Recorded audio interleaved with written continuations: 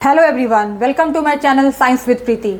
Today we will learn about free fall, acceleration due to gravity and variation in G of standard 9th physics. Okay, so let's get started. Okay, free fall क्या होती है? जैसे मान लीजिए किसी object को, जैसे ball को अगर ऐसे पकड़े हुए हैं और अगर ऐसे ऐसे रिलीज़ करते, ऐसे छोड़ दे तो वापस ये नीचे की ओर गिरती है, अर्थ की ओर गिरती है। लेकिन इसमें होता क्या है कि हमने इसे कोई इस पर एक्सटर्नल फोर्स अप्लाई नहीं किया, इसे आराम से ऐसे जैसे रिलीज किया, जैसे अपने हाथों से छोड़ा, ये नीचे की ओर गिरी। यानी कोई फोर्स है जो अर्थ से लग रही है, उसे अपनी ओर खींच रही है। ये क्या कहती है? ग्रेविटेशनल फोर्स ऑफ अट्रैक्शन की वजह से ये नीचे की ओर गिरी। तो जब इस ऊपर से जब ये नीचे की ओर गिरती है, क्योंकि यहाँ से जब हमने रिलीज़ किया था, यहाँ इसकी इनिशियल वेलोसिटी क्या थी? 0 थी। तो जब ये ऊपर से नीचे जब गिरी तो इसकी क्या होगी? वेलोसिटी इंक्रीज़ की। जैसे जैसे अर्थ के नज़दीक गई, इसकी वेलोसिटी इंक्रीज़ की। जब इसकी वेलोसिटी इसकी जब बढ़ेगी तो इसकी इसमें एक्सेलरेशन और ऑटोमेटिक इसमें इन्वॉल्व हो जाएगा। ओके, तो वो जो एक्सेलरेशन किसकी वजह से लग रही है? ग्रेविटेशनल फोर्स ऑफ अट्रैक्शन की वजह से, ड्यू टू अर्थ। तो वो जो ग्रेविटेशनल फोर्स ऑफ अट्रैक्शन है, वो जो एक्सेलरेशन जो प्रोड्यूस हो रही है, इसकी जो वेलोसिटी इंक्रीज़ कर रही है, जैसे जैसे अर्थ की ओर नीचे की ओर जाती है तो वेलोसिटी इंक्रीज़ कर रही है। तो जो एक्सेलरेशन जो प्रोड्यूस होती है वो होती है acceleration due to gravity. Due to gravitational force जो होती है, acceleration due to gravitational force, वही कहलाती है acceleration due to gravity. Okay, so पहले हमने जो पहले इक्वेशन ऑफ मोशन में हमने जो ऐसे हॉरिजॉन्टल वे में पढ़ा था, ये हम वर्टिकल फॉर्म में ऐसे पढ़ रहे हैं, मतलब कि डाउनवर्ड डायरेक्शन में। ओके, तो ये जो है एक्सेलरेशन ड्यू टू ग्रेविटी। तो फ्री फॉल क्या हुई? Whenever an object falls towards the earth an acceleration is involve. This acceleration is due to the earth gravitational force. Okay, therefore the acceleration is called the acceleration due to gravity. Okay, क्योंकि जब भी कोई भी body जब नीचे की ओर जब गिरती है तो उसमें हमें कोई एक्सटर्नल फोर्स नहीं लगता है, लेकिन वो नीचे की ओर ऑटोमेटिक गिरती है। तो उसकी एक्सेलरेशन जो उसमें प्रोड्यूस होती है वो अर्थ की वजह से, अर्थ के ग्रेविटेशन फोर्स की वजह से लगती है। उस एक्सेलरेशन को बोलते हैं acceleration due to gravity. Okay, so ये फ्री फॉल हो गई। तो इसकी जो, जैसे मान लो इसकी अर्थ है और अर्थ के ऊपर कोई ऑब्जेक्ट है, उसके सरफेस पे है, अर्थ के सरफेस पे या उसके नज़दीक में। तो जैसे कि अगर जैसे पहले हमने केस निकाला था कि ऑब्जेक्ट, अर्थ और ऑब्जेक्ट के बीच में निकाला था, उसकी डिस्टेंस निकली थी, फोर्स ऑफ ग्रेविटेशनल फोर्स क्या निकली थी? F=G_m_m/d² हमने निकाला था, जो ग्रेविटेशनल फोर्स ऑफ अट्रैक्शन की जो हमने वैल्यू निकाली थी। अगर कोई ऑब्जेक्ट अगर अर्थ के सरफेस पे हो, ओके, या उसके नियर हो या उसके सरफेस पे हो, तो जो उसकी डिस्टेंस है उसकी रेडियस के इक्वल हो जाएगी। क्लियर? तो उसकी जो डी है वो रेडियस ऑफ द अर्थ उसके इक्वल हो जाएगी। क्लियर? तो ये हो जाएगी डी, क्या लिखेंगे? उसकी जगह लिखेंगे radius of the earth. Okay, capital R, और ये हो गई कैपिटल एम, हो गई मास of the earth, and small क्या है? वो जो ऑब्जेक्ट जो उसके सरफेस पे है। क्लियर? तो इस तरह से gravitational force of attraction F= क्या हो जाएगी? जी एम, कैपिटल एम जो है वो हो जाएगी mass of the earth, and small m हो जाएगी object on the surface of the earth. Okay, और upon radius of the earth, square उसकी हो जाएगी। Clear? So we know that from second law of motion से हम क्या जानते हैं? फोर्स इक्वल टू होती है मास और एक्सेलरेशन की वो प्रोडक्ट होती है। Okay, force is directly proportional to mass and acceleration. Okay, so but acceleration जो है वो जो ए है, ये जो है क्योंकि ड्यू टू ग्रेविटी हो रही है, ओके, डाउनवर्ड डायरेक्शन में गिर रही है, तो ये जो एक्सेलरेशन जो किसके वजह से प्रोड्यूस हुई थी? ग्रेविटेशन फोर्स की वजह से। तो वो जो एक्सेलरेशन ए है वो डिनोट हो जाएगी, उसको डिनोटेड हो जाती है जी से। उसको हम लोग क्या लिखेंगे? जी। ओके, तो एक्सेलरेशन ए को डिनोट करेंगे जी से, बस उसकी ए को जी से रिप्लेस कर देंगे। Clear? So a will be denoted by acceleration g due to gravity g. Okay, small g से इसको डिनोट करते हैं एक्सेलरेशन को। क्लियर? सो ये जो है इक्वेशन 1 और इक्वेशन 2 से दोनों को इक्वेट करेंगे। तो जैसा कि मैंने अभी एक्सप्लेन किया, तो स्क्रीन में नीचे वाली नहीं आ रही थी, इसको तो मैं फिर से थोड़ा एक्सप्लेन कर रही हूँ। ओके, सो फ्रॉम इक्वेशन 1 क्या था? F= gravitational force between earth and a body क्या थी? F=G_m_m/r²। And second law of motion हमने क्या बताया कि फोर्स F=ma होता है। बट हम लोग यहाँ पर ए को क्या करना है? जी से रिप्लेस करना है। जी क्या है? Small G, acceleration due to gravity. Okay, जो एक्सेलरेशन ड्यू टू ग्रेविटी है, जो ग्रेविटी फील्ड के कारण जो एक्सेलरेशन लग रही है उसको बोलते हैं acceleration due to gravity. Okay, so therefore F=m×g हो जाएगी। ओके, सो इक्वेशन 1 और 2 को जब इक्वेट करेंगे तो रिलेशन क्या आएगा? mg=Gmm/r²। दोनों इक्वेशन को 1 और 2 को इक्वेट करेंगे। ठीक है, तो mm क्या हो जाएगी? कैंसिल हो जाएगी। तो क्या आएगी? G=Gmm/r²। रिलेशन क्या आएगा? Acceleration due to gravity G की वैल्यू क्या आएगी? Capital G gravitational constant, and mass of the earth capital M, upon R square, radius of the earth. Okay, ये आएगी रिलेशन जी की value. So the acceleration of free fall is acceleration due to gravity. ये acceleration due to gravity, ये G की value आती है। Clear? So variation of acceleration due to gravity, किस तरह से ग्रेविटी जो है हमारे अर्थ पे अलग अलग प्लेस पे वेरी करती है, कैसे बदलती है, उसको हम लोग भी सीख जानेंगे। जैसे कि हम सभी जानते हैं कि हमारी जो धरती है, अर्थ है, पूरी तरह से स्फेरिकल नहीं है, पूरी तरह से गोल वो नहीं है। ओके, वो थोड़ी सी, वो बीच से थोड़ी फुली हुई है और ऊपर से थोड़ी दबी हुई है। ये जो पोल है, पोल साइड से वो थोड़ी सी फ्लैट है, चपटी है, और ये जो इक्वेटर है वो उसकी थोड़ी फुली हुई है। ओके, बल्जिंग आउट है, थोड़ी सी बाहर की ओर निकली हुई है। ओके, ये पूरी तरह से स्फेरिकल नहीं है। सो इसकी जो डिस्टेंस है, ये जो इसकी रेडियस है, ये सेंटर से पोल की जो डिस्टेंस है वो कम होती है, उसकी रेडियस कम होती है, और इक्वेटर से इसकी रेडियस जो है, उसकी जो लेंथ है उसकी ज़्यादा होती है। ओके, इसलिए यहाँ पे जो जी की जो वैल्यू है यहाँ पे ज़्यादा होगी और जी यहाँ पे इक्वेटर पे इसकी कम होगी। क्यों? क्योंकि जैसे हमने रिलेशन जो हमने फाइंड आउट किया था, जी की वैल्यू क्या होती है, GMM/r²। ओके, जैसे कि effect of shape of earth में क्या हमने पढ़ा कि the acceleration due to gravity on the surface of the earth is given by, जो हमने सरफेस पे जो एक्सेलेरेशन ड्यू टू ग्रेविटी हमने फाइंड आउट किया, जो ऑब्जेक्ट हमने अर्थ के सरफेस पे रख के बताया कि इस पे जी की वैल्यू क्या आती है, तो हमने जी की वैल्यू क्या फाइंड आउट की थी, GM/r²।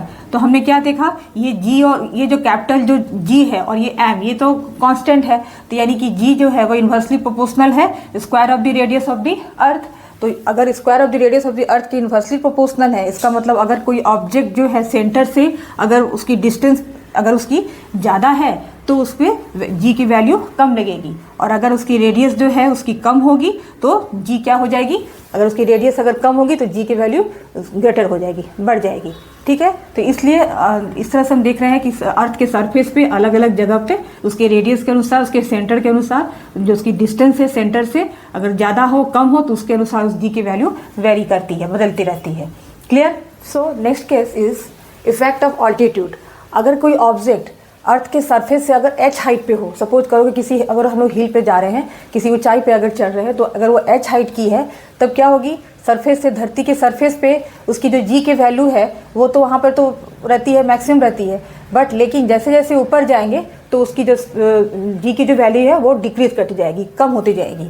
ओके, तो जैसे कि यहाँ से सेंटर से अर्थ के सरफेस तक रेडियस क्या है, r है, और h हाइट पे उसकी जो ग्रेविटी है वो क्या हो जाएगी, GH हो जाएगी। ठीक है, acceleration due to gravity at height h। Okay, और इसकी जो डिस्टेंस क्या हो जाएगी, r+h।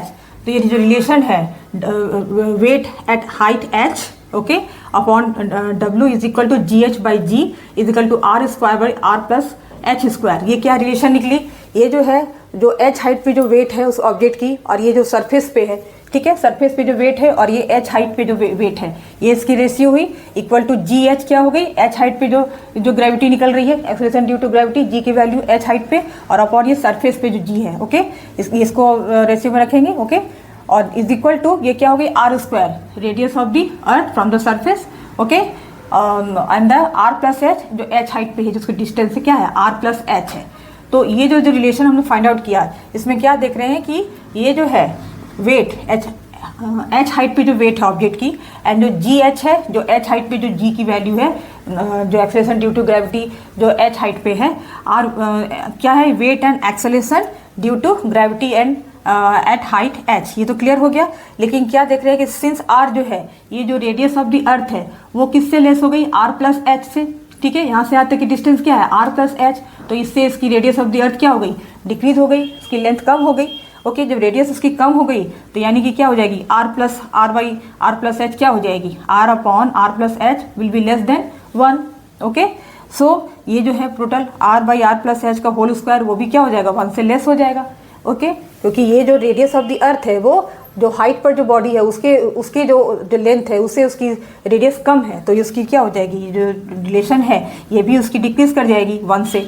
ठीक है ना, तो वो भी क्या हो जाएगी, लेस हो जाएगी, r/r+h का whole square will be less than 1। Okay, therefore क्या हो जाएगी, ये जो रिलेशन है GH/g, okay, acceleration due to gravity at height h upon acceleration due to gravity at the surface of the earth, वो क्या हो जाएगी, 1 से लेस हो जाएगी, यानी कि GH will be less than g, यानी कि acceleration due to gravity at height h will be less than acceleration due to gravity at the surface of the earth. Okay, so इस तरह से हमने केस 2 में क्या देखा कि हाइट से जो उसकी जो जी है उस पर क्या उसकी असर पड़ती है, क्या इफेक्ट पड़ती है।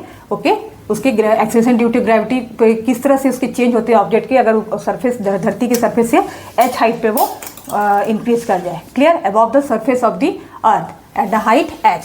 तो रिलेशन हमने क्या मिला कि जो जी एच है वो लेस हो जाएगी जी से। Okay, acceleration due to gravity at height h will be less than acceleration due to gravity at the surface of the earth. Clear, so next point देखें। Now the third case is effect of depth. तो जैसे जैसे हमने अभी तक क्या पढ़ा कि सरफेस ऑफ द अर्थ, क्या क्या किसी जो कोई ऑब्जेक्ट अगर सरफेस पे हो तो उसकी जी की वैल्यू क्या होती है, और जब उसके above the surface of the earth, वो हमने सेकंड केस में निकाला। और थर्ड केस क्या हम निकाल रहे हैं, उसके डेप्थ में। अगर वो कोई ऑब्जेक्ट धरती के अंदर जाए तो जैसे उसकी गहराई नीचे की ओर जाएगा, धरती के अंदर जाएगा, तो उससे भी क्या होता है, उसकी जो जी की जो वैल्यू है वो डिक्रीज करती है। ओके, सिर्फ सरफेस पे ही वो उसकी मैक्सिमम होती है, above the surface and under the surface वो क्या होती है, जी की वैल्यू डिक्रीज कर जाती है। ओके, तो जैसे कि मान लीजिए ये सेंटर है और ये सेंटर से इसकी जो डिस्टेंस सरफेस जो है उसकी रेडियस क्या है, r है। ओके, और ये कोई ऑब्जेक्ट है जो कि ये यहाँ पे क्या है, x डिस्टेंस पे वो अंदर गहराई में है। ओके, ये ऑब्जेक्ट x डिस्टेंस पे, x डेप्थ पे, इतनी x इसकी गहराई है। क्लियर, अंदर की ओर, धरती के अंदर की ओर। तो इसकी डिस्टेंस क्या हो गई, r माइनस एक्स, यानी यहाँ पे r माइनस एक्स पे इसकी क्या है, जो भी ग्रेविटेशनल फोर्स ऑफ अट्रैक्शन जो ड्यू टू अर्थ लगेगी उस ऑब्जेक्ट पे, वो r माइनस एक्स के थ्रू ही लगेगी। ओके, तो इसकी क्या हो गई, मास इसकी कम हो गई उसकी, तो उसकी जो फोर्स ऑफ अट्रैक्शन है वो इस तरह से r माइनस एक्स के अनुसार ही उसको लगेगी, उस डिस्टेंस के अनुसार। सो जो वेट है Wx अपॉन W, यानी कि weight at the depth x, जो उसकी डिस्टेंस है जो नीचे की ओर गहराई में, वो Wx upon W, okay, weight of the original object is equal to Gx by G। ये Gx क्या हो गई, जो डेप्थ में जो उसकी जो G की वैल्यू है अपॉन जो नॉर्मल जो उसके सरफेस पे है, उससे हम लोग कंपेयर कर रहे हैं, सरफेस से अंदर गहराई के अंदर हम लोग कंपेयर कर रहे हैं। तो Gx upon G, okay, is equal to 1 minus x by r हो जाएगी। Okay, 1 minus x by r, ये जो यहाँ से जो डिस्टेंस x है और ये क्या, ये r है, तो ये केस की जो रिलेशन क्या हो गई, x बाई आर। ओके, तो ये जो है at the centre of the अर्थ, जैसे जैसे वो जो ऑब्जेक्ट है सेंटर पे जाएगी तो उससे क्या हो जाएगी, x जो है वो रेडियस ऑफ द अर्थ उसके इक्वल हो जाएगी। वो जो उसकी है यहाँ से यहाँ तक इसकी जो डिस्टेंस क्या हो जाएगी, इक्वल हो जाएगी रेडियस ऑफ द अर्थ की। और Gx और Wx जो है वो क्या हो जाएंगे, जीरो हो जाएंगे सेंटर में। ओके, जो उसकी जो एक्सेलरेशन ड्यू टू ग्रेविटी जो है x डेप्थ में और जो उसकी वेट है x डेप्थ में, वो दोनों क्या हो जाएगी, जीरो हो जाएगी, और उसकी जो डेप्थ है वो r के इक्वल हो जाएगी। इस तरह से जैसे जैसे वो कोई बॉडी अगर अर्थ के गहराई में जाएगी तो उस पर g की वैल्यू उसकी डिक्रीज कर जाती है। Clear, okay. So calculation of acceleration due to gravity, g की वैल्यू क्या होगी, मास ऑफ द अर्थ, हमने जो रिलेशन निकाला था g is equal to gm by r square. ये जो है acceleration due to gravity g की वैल्यू क्या आई थी, क्या फॉर्मूला आई थी इसकी, gm बाई आर स्क्वायर, ये इसकी वैल्यू थी। Okay, so mass of the earth क्या होती है, m equal to 6 into 10 to the power 24, okay, 24 kg। And radius of the earth क्या है, r is equal to 6.4 into 10 to the power 6 metre. Therefore g की value क्या हो जाएगी, g is equal to सब वैल्यू उसमें m और r की वैल्यू पुट करेंगे तो ये क्या हो जाएगा, ये रिलेशन आएगा।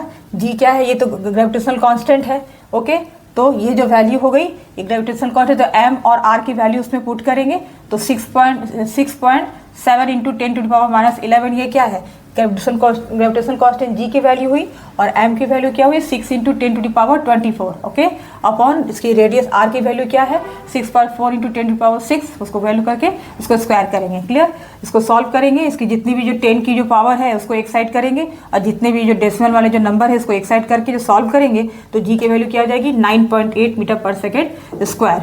ओके, इस तरह से इसको रिप्रेजेंट करते हैं। g की जो वैल्यू है 9.8 मीटर पर सेकेंड स्क्वायर, इसको ऐसे हम लोग मेजर करते हैं। लेकिन जब भी कैलकुलेशन करेंगे, न्यूमेरिकल सॉल्व करेंगे, जैसे 11th में जाएंगे तो ज़रा और टफ हो जाएगा।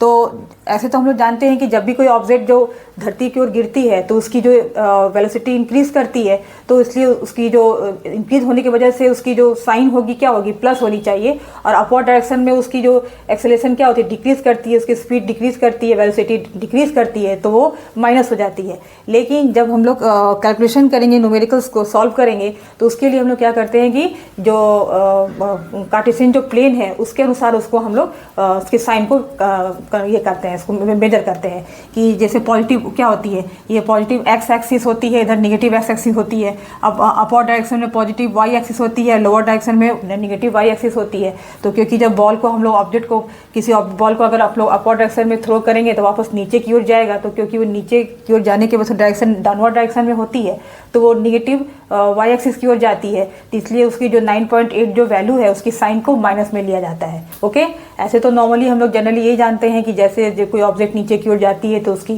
जो साइन है जी की वैल्यू प्लस होनी चाहिए और अपर डायरेक्शन में निगेटिव होनी चाहिए, क्योंकि ऊपर जाती है तो उसकी एक्सेलरेशन डिक्रीज कर जाती है, डिसेलरेट हो जाती है, तो उसकी जो साइन है वो निगेटिव होती है। लेकिन न्यूमेरिकल सॉल्व करेंगे, जब भी प्रॉब्लम सॉल्व करेंगे तो इसको इजी करने के लिए, ज़्यादा कन्फ्यूजन ना क्रिएट करें, तो उस समय हम लोग को क्या कंसीडर करना है, उसको कार्टेशियन प्लेन के अनुसार एक्स एक्सिस और वाई एक्सिस के अनुसार उसके जो साइन होते हैं उसके अनुसार कंसीडर करेंगे, और उसमें 9.8 को लोअर डायरेक्शन में क्या लेंगे, डाउनवर्ड डायरेक्शन में माइनस 9.8 कंसीडर करेंगे। ओके, और अपवर्ड डायरेक्शन में क्या करेंगे, पॉजिटिव में लेंगे। ओके, तो ये जी की वैल्यू क्या हो गई, 9.8 मीटर पर सेकेंड स्क्वायर। क्लियर, ये जी की वैल्यू है। क्लियर।